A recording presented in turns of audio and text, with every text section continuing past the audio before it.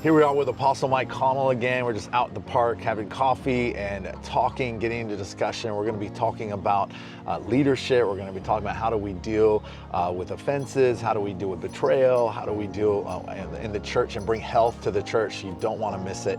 Jump in, share this with somebody so they can be blessed and impacted also. Hit the subscribe button and subscribe to our channel. People do bury the stuff, and then in the end it all comes out, because out of the heart and the mouth will speak, and the issues of the heart eventually surface. You can't hide them. So our outward life is a reflection of the inward life. I think you say because they get tired of holding it down, controlling it. Trying to just control lose the energy to control it. That's what I've noticed. And then it just breaks out. Becomes just as, it's like too tired to keep holding it all together, and so now they're just, I'm going to let it come out. And often it's just because of protecting family or holding the children together or that kind of thing, or preserving reputation. Responsibility. Yeah, and then it breaks out. So almost all the ones I've dealt with, they were not bad people. It's just their emotional life or their marriage life had deteriorated and they hadn't seen it. And as a result of it, then the pressure came on them, then they gave in.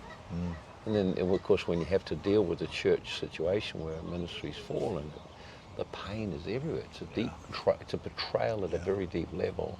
There's grief and shame and pain, and people come into church expecting it to be better than that, and so now it surfaces the other stuff where they were let down.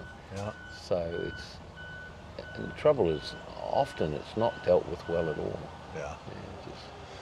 There's not the treating it with the seriousness it needs. There's basically the posture is I want to hold the ministry all together, preserve the gift and preserve the office and preserve the function, preserve our reputation. And so when you try to preserve your reputation instead of actually realize your reputation is damaged irreparably by that action, you now have to face the consequences. Instead of that, the focus is on trying to hold it all together. It's the performance. It's all performance-based and appearance-based, which becomes hypocritical. Where David was like, take whatever you want to take, but don't take your presence. When you see that's the heart after God. You can take everything else away, but not your presence. That's all the things I want is your presence. And so that's a man whose heart was for God, not for the ministry or the role or anything like that.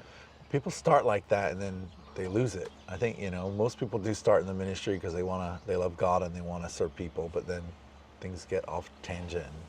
Well, I think what happens is you've got, when we have a call, the call comes from God. So our choice as to whether we'll say yes to the call or no.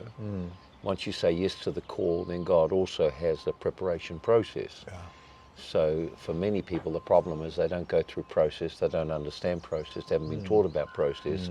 They just want to move from glory to glory without understanding that historically, right through the Bible, anyone that God raised up to something significant, he always took them through a preparation process.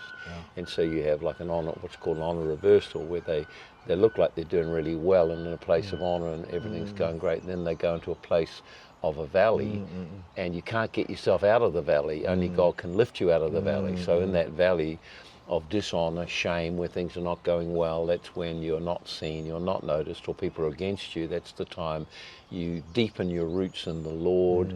You process needing people or needing the approval of people, and you become dependent on the Lord. So if you embrace the season in the valley, then you come out of the valley and you've gone through the growth process essential for your new assignment. And that's the sifting. And so you see, like, you look at David, and David had that. He's in a place of shame as a son of unknown origin. He comes to a place of honor, slaying Goliath, and then publicly honored and put over a crowd of people. Then he's treated like a criminal in the wilderness for years. And then having gone through that period and having testings and opportunities to stand against authority, against Saul, he comes out of that and he's elevated very quickly.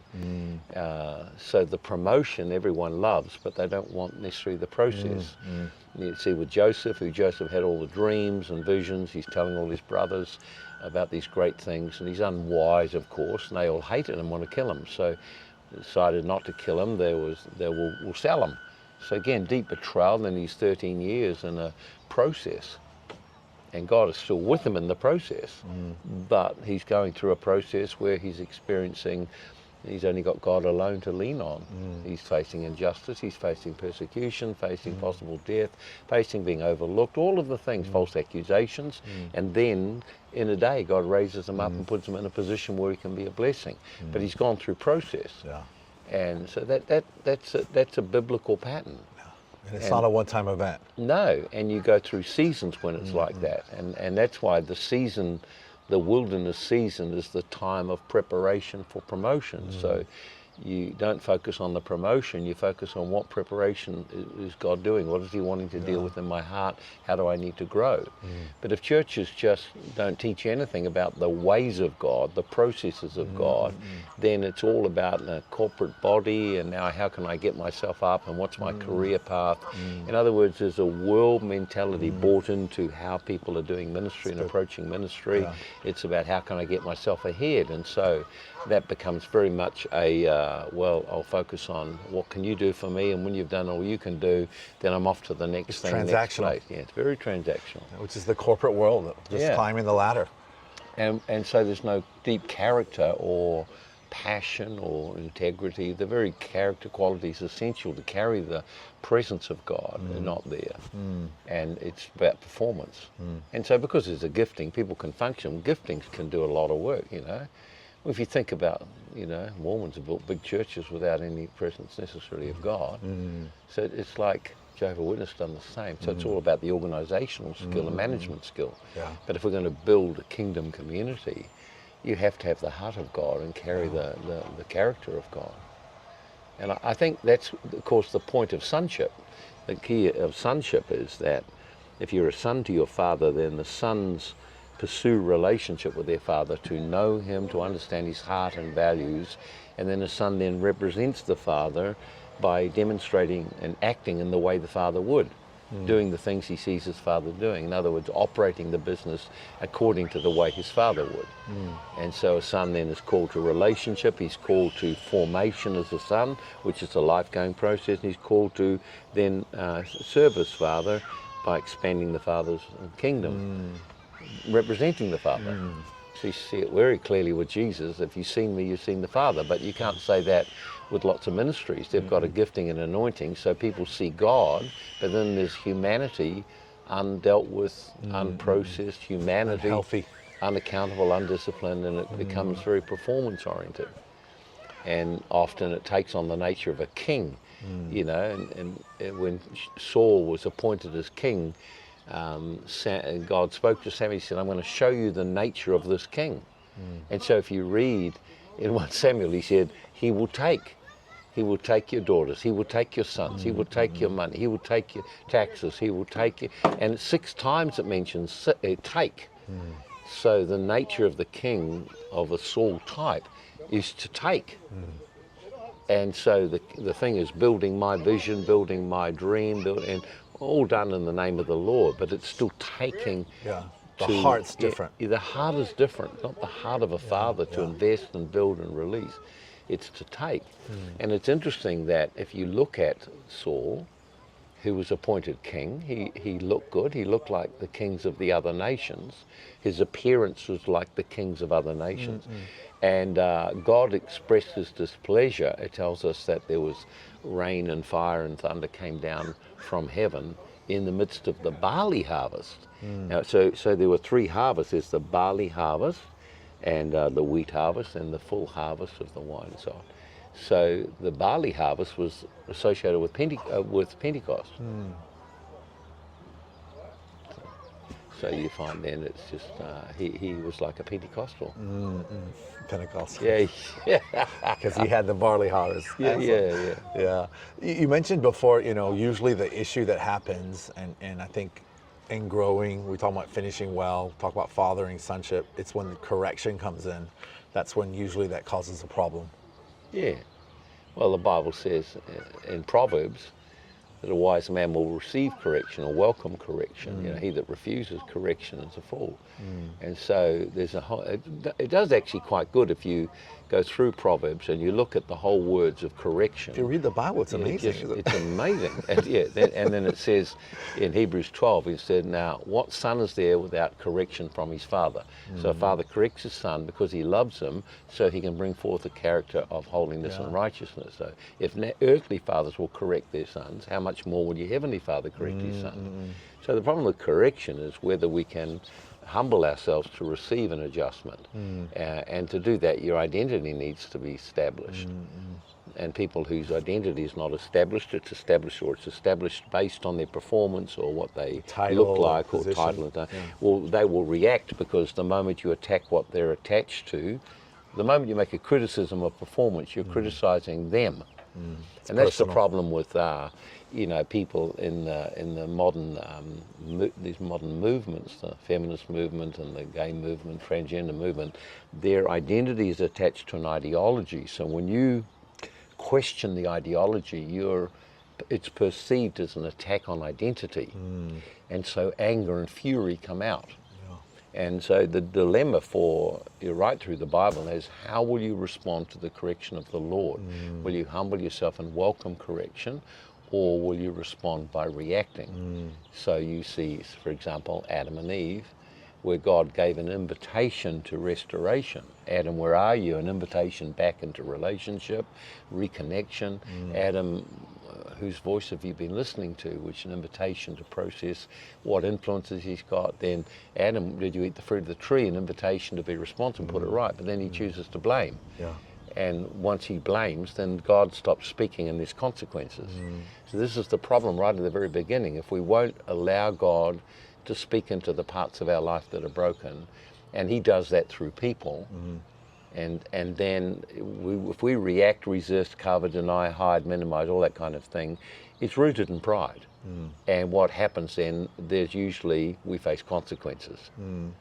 And so you see that so often. So David was quite a contrast. Saul did the same thing, you know, when he was told explicitly, don't you kill everything, don't bring anything back. And he, you know, well, how come I hear these sheep bleating? I have done the will of the Lord. How come I hear the sheep bleating? And he said, well, it wasn't me, it's the people. Then it comes down, I feared the people. So he feared people more than fear of God. So it's actually about looking good rather than acting honorably and right. So these are real issues. And so when you have people come into the church, many come in with father wounds. They come from broken family, or an abusive father, or a passive father, or absent father, or they just perceive they're being badly treated, and they come in with rejection. And usually with the rejection, there's also an attitude to authority. And so when anyone in any authority comes to bring a correction, the problem is there's massive reactions, defensiveness, and then, you know, gossip and slander and walking away and defiling other people. It's just there's a rebelling against the opportunity to grow. But the opportunity to grow comes through people. It's God's delegated authority. God will bring a delegated authority to speak. So you want to make welcome correction. So, you know, I've done that, you know, with every authority I've been under.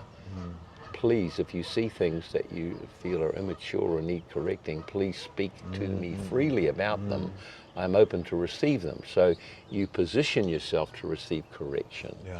And then when it comes, listen to it. If you don't understand it, pray. Just receive it and pray and have time to think about it. And the Lord will bring, if it's come from the Lord, it'll come resonate in your heart. And you can humble yourself. But this defensiveness and reactions and covering is a constant. It takes people out. It takes people out all the time. So many come with like an orphan mindset where I'm on my own. There's a resistance to authority because they've been hurt by authority. And so therefore when anyone tries to speak into them, there's a reaction. Offense, anger, justification, and then withdrawal and defilement of other people. And this is a problem where you can't disciple people who are like that. You have to try and bring them through the process of understanding in a kingdom We need to have revelation of the authority of the king, and how to yield and surrender and flow with those in authority and receive from them, honor them. Yeah.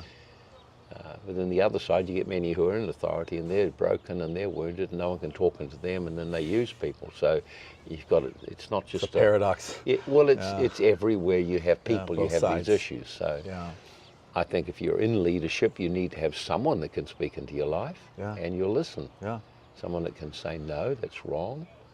I think if you're in a church, then you need to be under some authority where someone can speak to you about things, and you welcome it because it's your opportunity to grow. Yeah. So, sick sheep always isolate. And that's when the wolves come and they get taken out. Yeah. Yeah. And so when people have that orphan heart or orphan mindset, it's a thinking that I'm alone, I'm not accepted, nobody likes me, I have no value, I have no worth.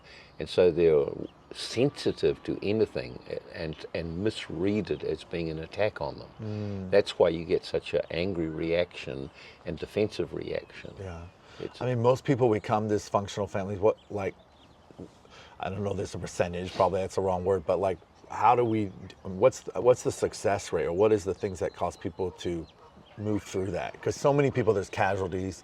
I know you were sharing, like you started with, I think, 5 or 6 people. Oh, 7 or 7. And you're the only one still going. Only one still standing. And like, last man standing. Last man standing, and still going strong. But what is the key to dealing with these things? I think, of course, it's a healthy church. We need healthy leaders. But like, to me, I just get so grieved that this is what's happening, because so many gifts, ministries, callings are aborted. Relationships get thrown off track, and how God intended it to be. We need to do better. We need to focus on this, and I think the problem is an imbalance. There's always been broken people. There's always been hurt people. I think the dilemma is if we focus on the mission to the exclusion of formation. That's good. So if someone's going to be a disciple, follower of Christ, there's a foundation of truth they need to establish them in Christ. And then past that, they need formation, the development of the inner life, able to manage and carry the pressures of fulfilling their assignment in God. So it's not either or. I view it from the sonship filter, where all areas are needed and they all interact with one another. But the formational one, if we use that word, that Paul said, I pray that Christ may be formed in you.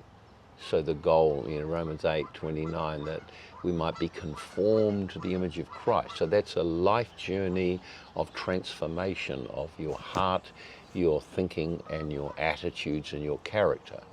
So churches who don't have any kind of heart healing, inner healing, or deliverance ministry, then people are forced to hide the roots of what's there and focus on trying to behave and perform. So they learn then how to perform, but the heart issues, the deliverance issues are not being addressed. So then it's like there's brokenness upon which you've tried to put a building, and at some point it just collapses. So we talked before, and I found that for many people, they can hang on and perform their way through to midlife, and then at midlife they just run out of energy. And once the kids are gone, they just realize I'm done. I'm had it with this. I'm done with church. They're not done with God. It's just they're done with performing and trying to hold everything good to meet expectations. Yeah. That's the dilemma. So I find every time I have time with people who are in that state, it can be an adultery situation, it can be they've had a burnout or a brokenness or whatever, just need help. Always there are roots that go right back to the family that were never addressed. There was never a process. They just learned about giftings and ministry and building and doing things. So it focused on performing rather than on formation. And then people get into the victimization. Well, then they feel like the church used me. And I ask, well, used you? How could they be using you? Was your service a gift?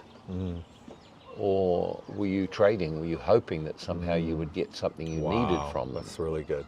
Yeah. And when people are honest, they realize, actually, I did it because I was hoping to be accepted or to Transactional, get yeah. in or get in. In other words, their service had an agenda of wanting something, whatever that might be, recognition or approval or belonging or love or importance or significance, and who knows, or power. But it was not based on actually my service is my gift. So there was a deficit in the formation of identity, and identity remained attached to performance in the church. So we have people performed in the community, now they're in the church, they perform again, except now it's for God. So it has this sort of thing that it's more important somehow. And so people keep doing it till in the end they're done. And maybe there's some correction comes on the way, and then they've been using their ministry to enhance themselves, using people to enhance themselves. This is exactly the opposite of what Jesus said leadership was about. It's not lording it over people. So good. It is about servant. If you want to be great, be a servant. So to be a servant, you have to have a secure identity. And so if your identity is not established and you're looking for identity in your ministry, your position, your income, your honor, whatever it is, then when that is shaken, you're shaken. Your roots are not solid. And so we have to look at the formation of people, and the process of formation involves a number of things. It involves a relational connection. You can't form people if you're not in connection. People withdraw when they feel shaken. They're not in connection, they can't be formed. So there needs to be connection, there needs to be relational. Secondly, there would be in a healing. There's areas where there's wounds and there's need for healing and restoration. Areas where there's deliverance needed. Then if churches have that, they often stop at that and don't think of formation. So when we think formation in the church, we think of, well, the deliverance, healing, remove the rubble, but that doesn't build anything. Building is separate from removing the rubble. It's like you clear the site of the wreckage. Now you must build. Wow. Now, building is not just by attending a course. There's churches all over have had courses. It doesn't make anyone mature. That gives them information and revelation, which can bring a huge help and a big building. But real transformation is relational in nature, where you're in connection and your character is formed and shaped, and there's feedback and someone is talking into your life and helping shape how you need a model, role models. You need people who are fathers to you. You can't grow alone. Yeah, exactly. So I think the area of fathering in the church is very, very important. And it's not like you have to be the pastor to father. Fathering is having the heart of God to people, to love them and accept them and welcome them and take responsibility to work with them, to grow them, and then to love them, encourage them, strengthen them, be there for them. And I think, it's you invest your heart in it, and we've talked offline about stuff, and you've had people betrayal and people that you thought who confessed sonship, but then they went rogue or didn't continue in the relationship. And part of the journey. That's why people don't do it. It's part of the journey, So how do you deal with that? I mean, I think that's a big topic, and I think as father, what happened? Maybe people get burned during their early years of ministry, and I've seen it. They really invest in people, and then they got hurt or betrayed, and then there's a wall here to where they're no longer letting people close. They'll just preach, run their church, but they don't let people in that inner circle because they've been hurt, which we can't do either. They're kind of like alligators. Like alligators. Wow. A long tail to swoosh everything out of the way, and big teeth to bite, and a scaly skin.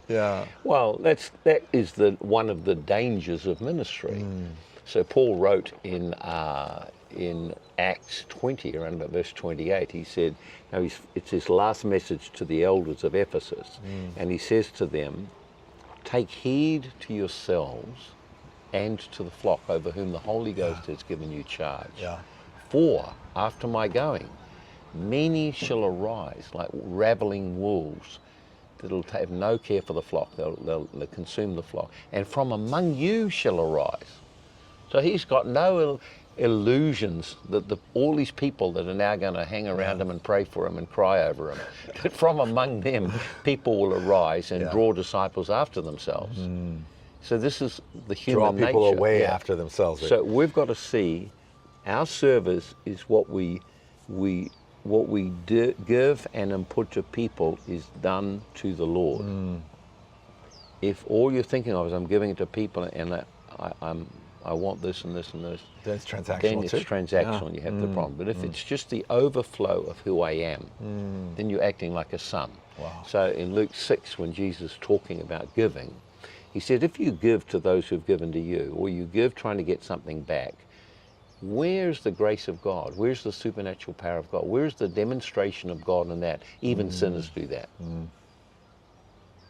He said, but if you give not wanting anything back, he said, then you're like your Father in heaven. Wow. You're sons of your Father. Yeah. Because you're acting like him, and your reward will be great in heaven. So what he's saying then is, he said, don't operate out of the system the world has, which is transactional. You're either giving to get something, or you're giving to pay something back so you don't feel indebted, or you're looking for something in everything you do. He says that's the world system. In the kingdom system, because of who we are, we overflow like that. And God looks after us, and reward comes from him in eternity and in this life. God acknowledges what we do and has ways to get blessing to us. But ultimately our goal is the coming reign of Christ and our role and part in that. So that's being formed to Christ. So you can see if you're being formed to Christ, how do you treat people? And if they turn on you or they take what you've got and misuse it, how do you respond? Yeah. So when a person then, as you're going back to what you were asking, if they get hurt and withdraw, then they have allowed the bad behavior of people to shape who they're becoming. You've given power to them because you didn't follow what Jesus did. We're to walk in love as Jesus walked in love, Ephesians 5:1, who gave his life a sacrifice for us. So the leadership life is a sacrificial life. So if you're hurt, I think, number one, you need to recognize this has really deeply impacted me, and I'm not in the same place I was. And I can remember feeling that way a while back and going before the Lord saying, Lord, I don't feel right inside, and I haven't stopped loving you, but I don't feel that closeness. There's something has changed. And he said, disappointment. You've got disappointments. So I thought, okay, now I didn't feel disappointed. Yeah. But it was there. it was there. So I sat down and I began to journal and put some worship music on, pray. I began to write, Lord, what are the disappointments that I'm holding in my heart? What is there? So it's like, oh, this one, oh yeah, and that, oh yeah, there's that. I had about 10, and they were quite significant ones. And I thought, oh my, I hadn't noticed. They're there. They're all there. And then I felt the grief over it as I wrote them and identified them.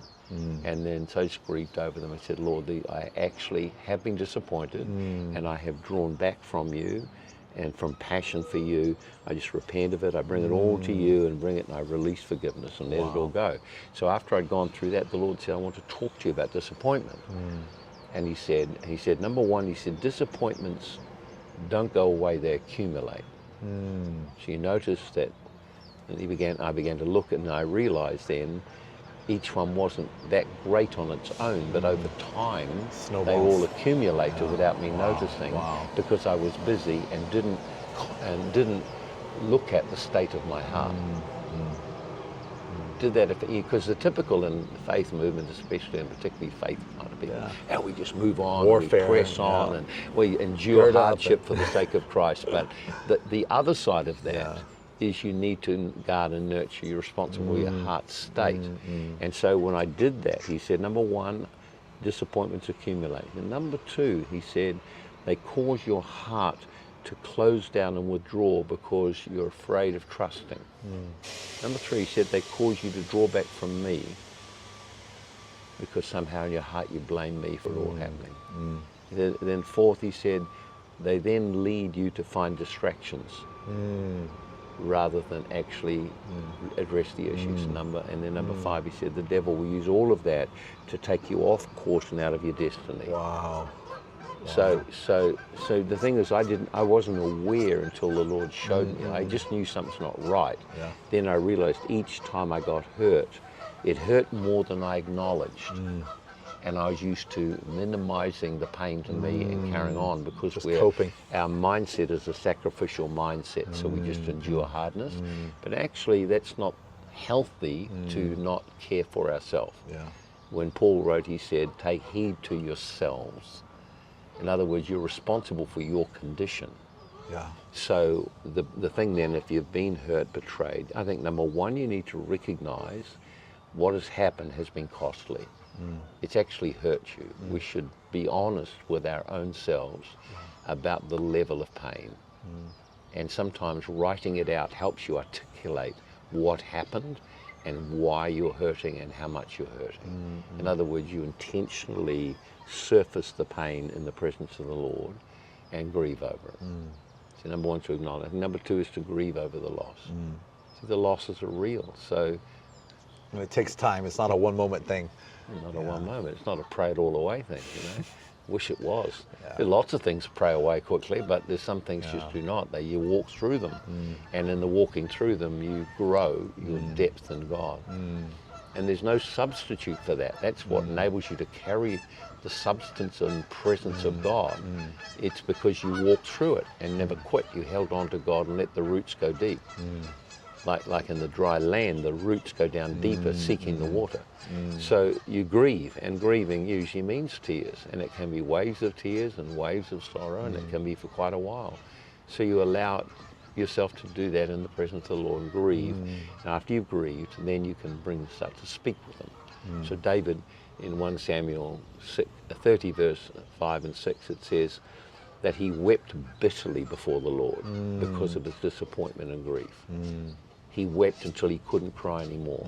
So in other words, there was a deep flow of emotions, and then after that, he strengthened himself in the Lord. So he didn't try and strengthen and just deny all the pain. He had a healthy approach to it. He processed the emotions, and then he came and strengthened himself. And out of strength, now the emotions are no longer talking because they're processed. Now when you strengthen yourself in the Lord through prayer, strong prayer and time in the Word, then you hear the Lord, and the Lord spoke to him, gave him strategy. And you notice then, if you watch the next chapter or two, he gets everything back and more, gains favor with all his friends who've helped him, and ends up being recognized as a king. So he's gone from the deepest valley where all his followers want to kill him to now he's in exaltation and everyone's calling him their king, or the whole of Israel was, or Judah.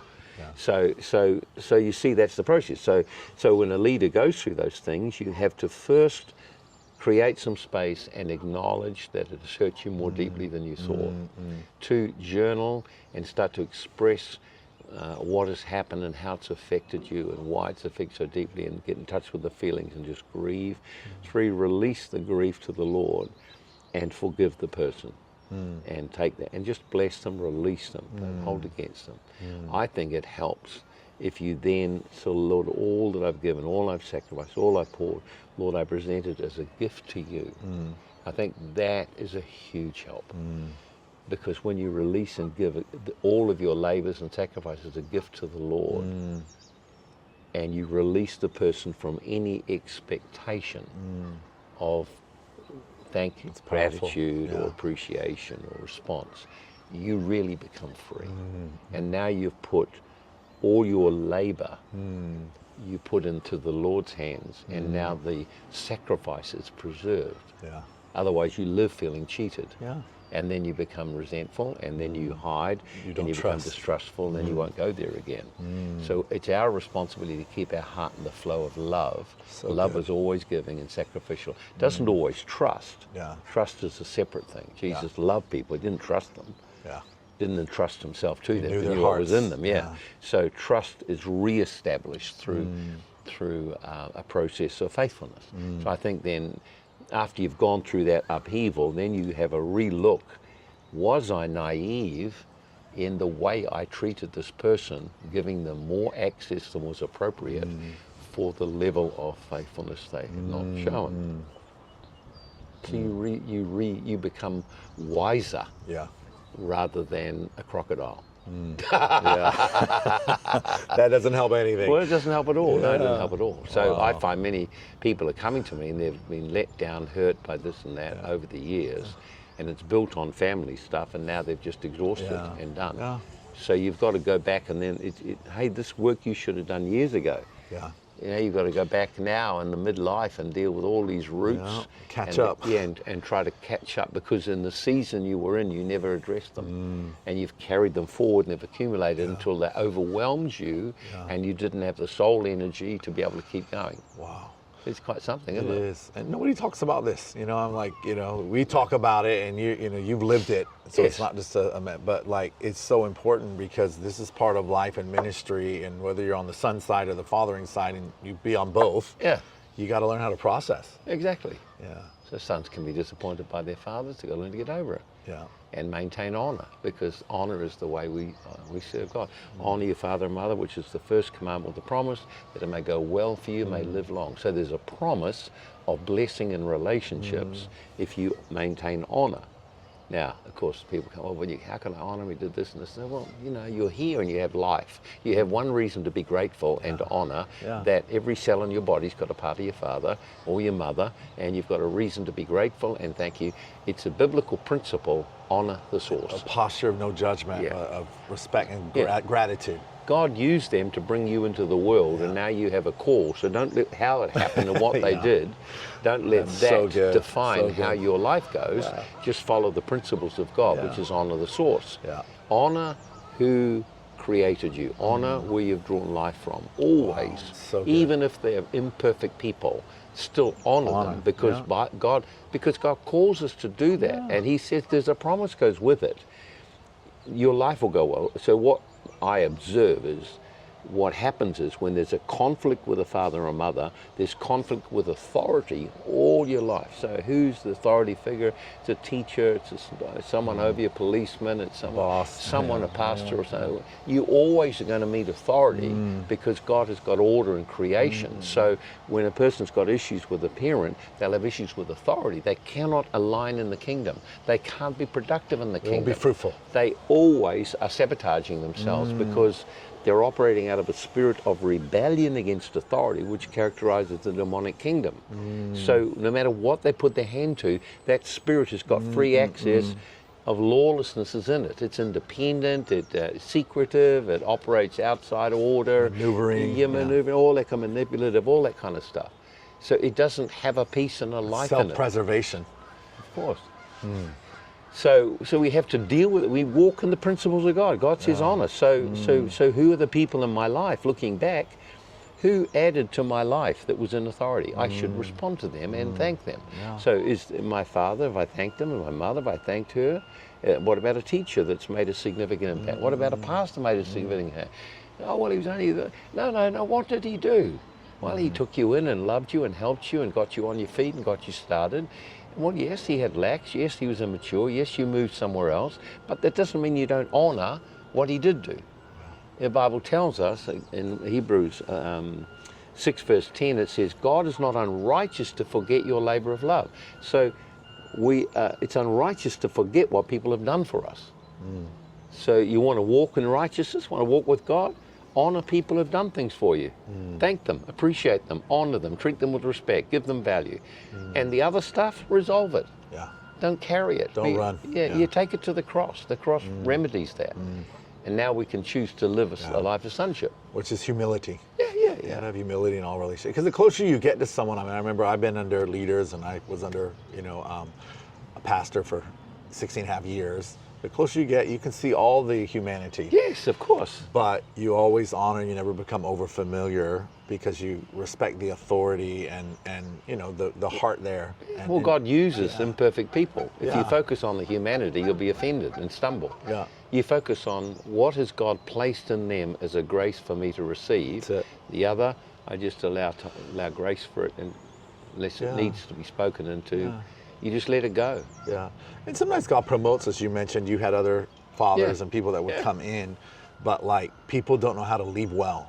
And so offense comes and they leave and they don't leave well. Like for me, I knew God called us back to America, and the Lord spoke to us. And when I went to my pastor at that time, he's like, I'll let you go, but he's like, I need you here. This is not the right time. And I just spoke this out of my mouth. I said, well, if God spoke to me, I trust he'll speak to you.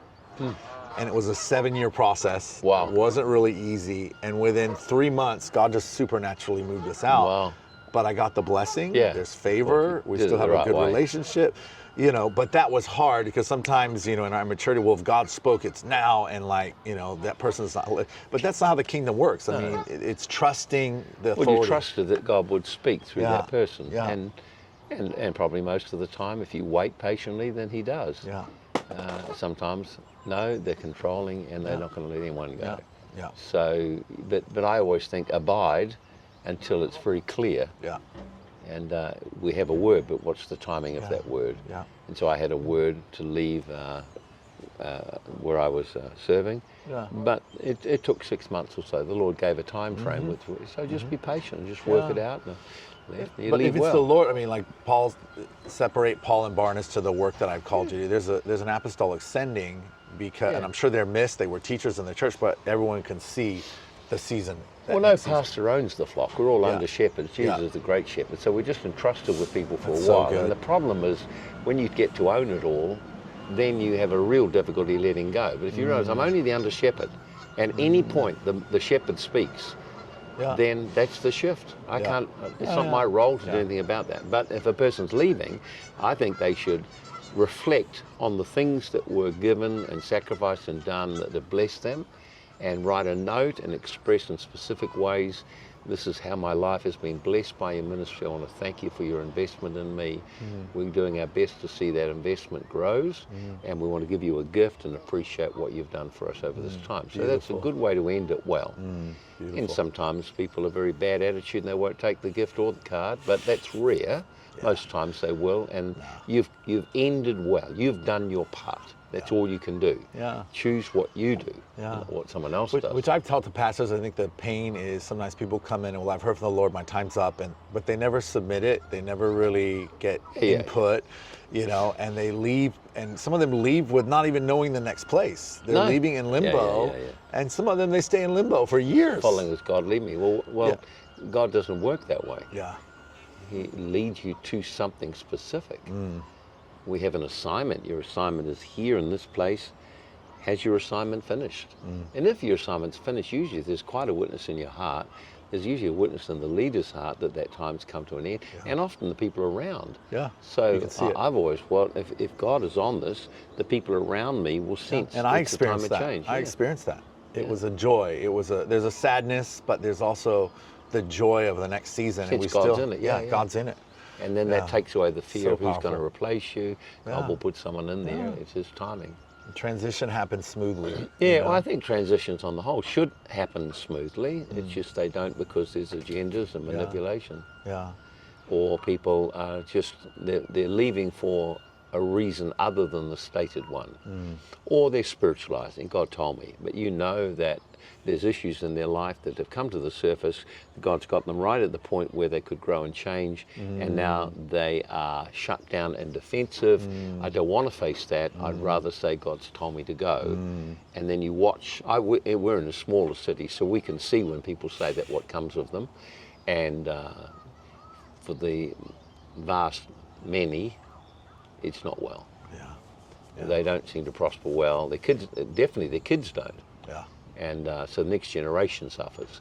Because if you move from covering, you don't move to another covering, there's no covering. Well, no, you're uncovering, exactly. So how do you dealing with this as a pastor? I think you mentioned something to me which was really good, because as a pastor we have a heart for people. We're dealing with disappointment, all of that. But then you mentioned, the other side is the governing side. And so we have to learn to do both, and it's kind of hard to balance between both. That's a huge one.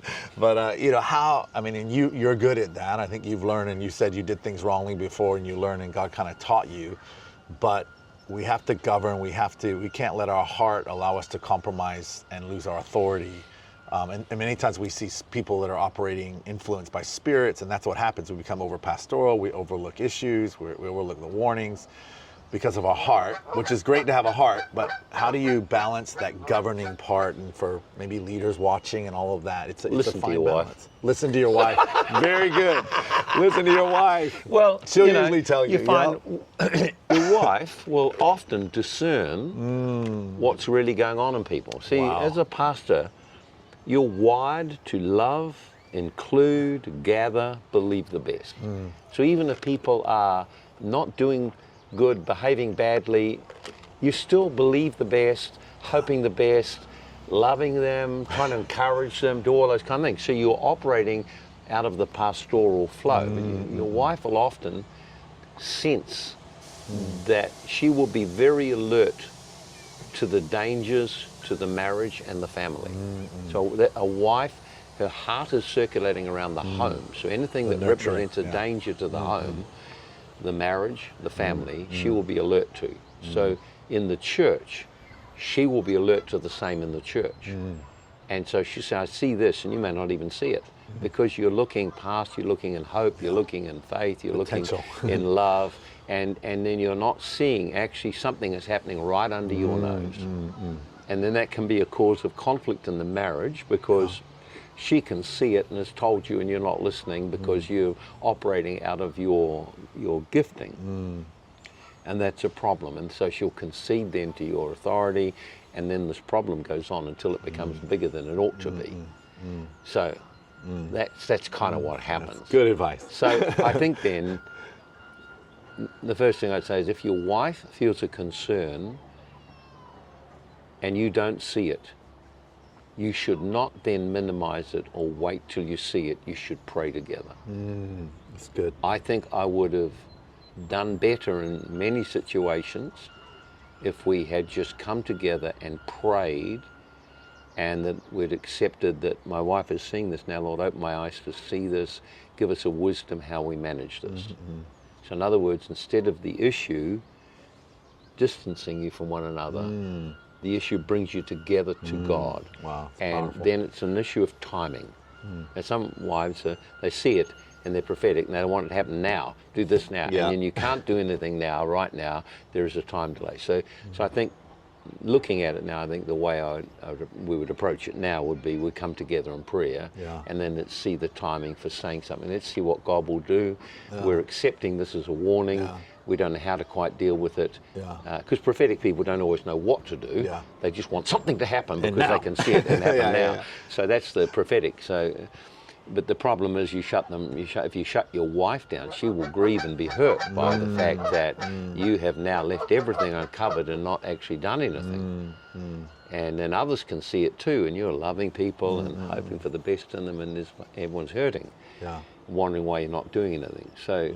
So that's where the pastoral grace needs to be balanced by prophetic input, and then finally an apostolic governance or leadership. So when you pastoring, then you're appealing and exhorting and comforting and encouraging and trying to bring some correction. When you're ruling, you're just making decisions.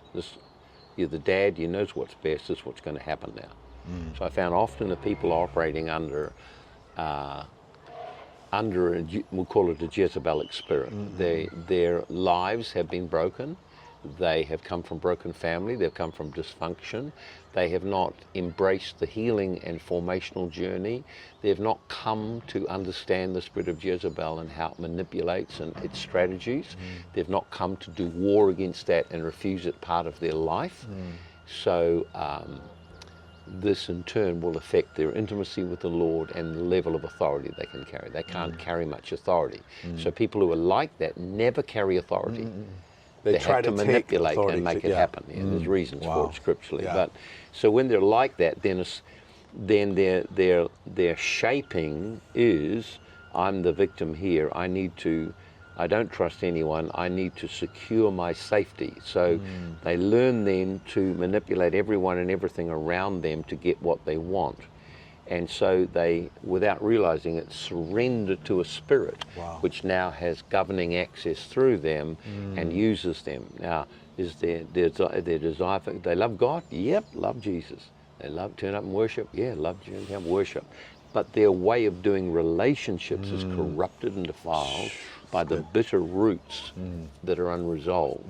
That's why it says, beware lest any root of bitterness spring up and many be defiled. It spreads.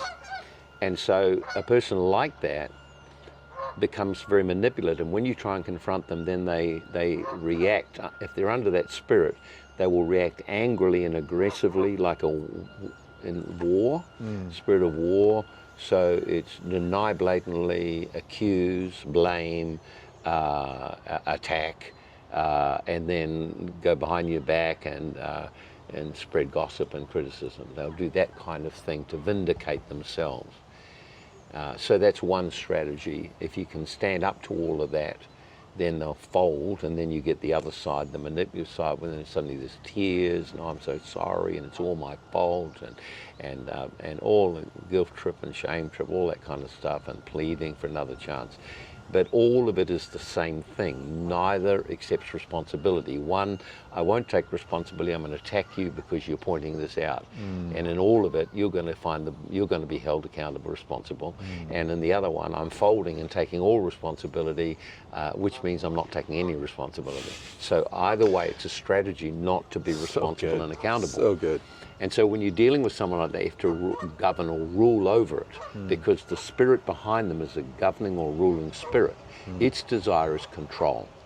So at the end, if you've got two people and one's desire is to control, and you're responsible to give leadership and stop that happening, you have to then confront it. You have to rule over it. And since you can't reason with it, you have to rule and govern. You set you set, here's the behavior, identify the behavior, and point it out and give a couple of examples of it, and say, I want that behavior to stop, and here's the consequences if it doesn't stop. So we're not even debating the why of it. We're not debating what you might have felt or gone through. There's no pastoral trying to get into the heart on that one. There's just, this is the behavior, stop that behavior. Yeah.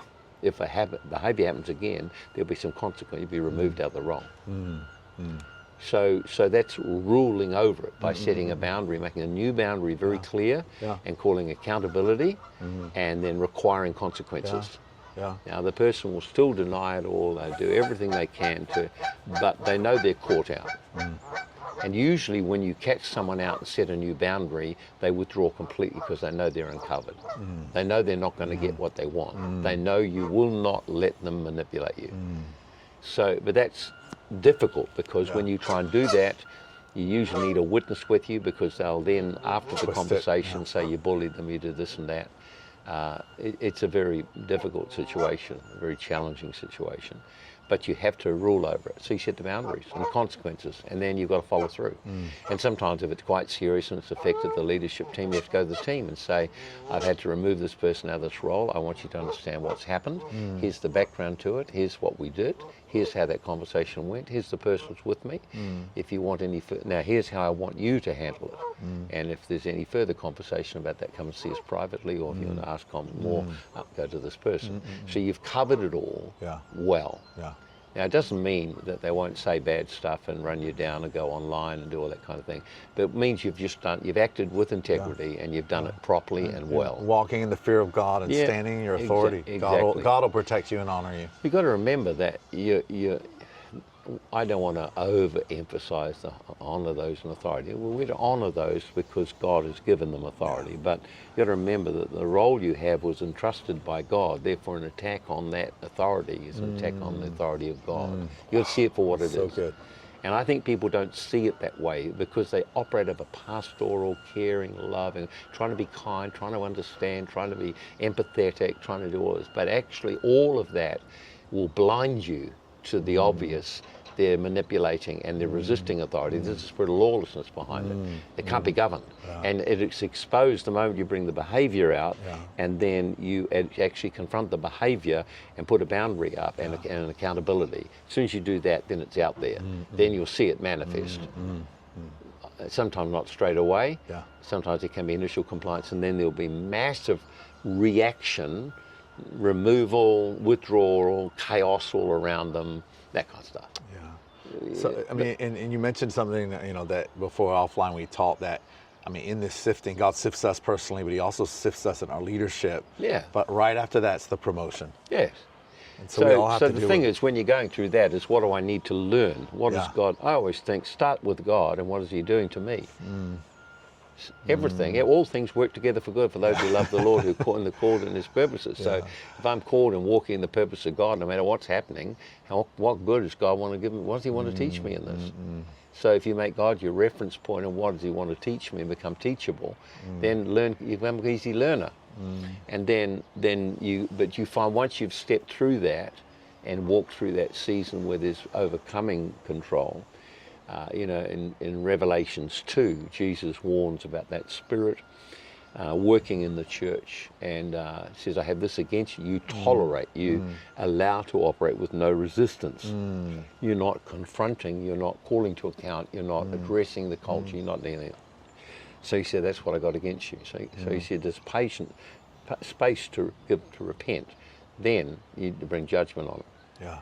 He says after that, he said, I'll give you the morning star and I'll give you authority over the nations. So if you look, the reward, the context there is the reward to overcomers, but in the smaller context, the rewards still apply. So that the morning star refers to Jesus. So he said, I will increase your intimacy with me if you can overcome this thing. And secondly, I will increase the level of authority in your life if you overcome it. Beautiful. So some increases in authority come as a result of wars we win. And you can't, it's not like maybe your role or position got any different, but the level of authority you carry within it is tangibly different. The level of deliverance, it's like there's just a shift in the energy and authority with no one knowing why, but it's happened because you actually overcame. It's a biblical thing. Yeah. So there's always a reward for overcoming, and there's always a cost for compromising. So if you think of this, Nahash the Ammonite came and attacked the Jebusites, and they were in covenant of being protected by Saul, and his agreement was with them, the reason he would give them peace is if they compromised.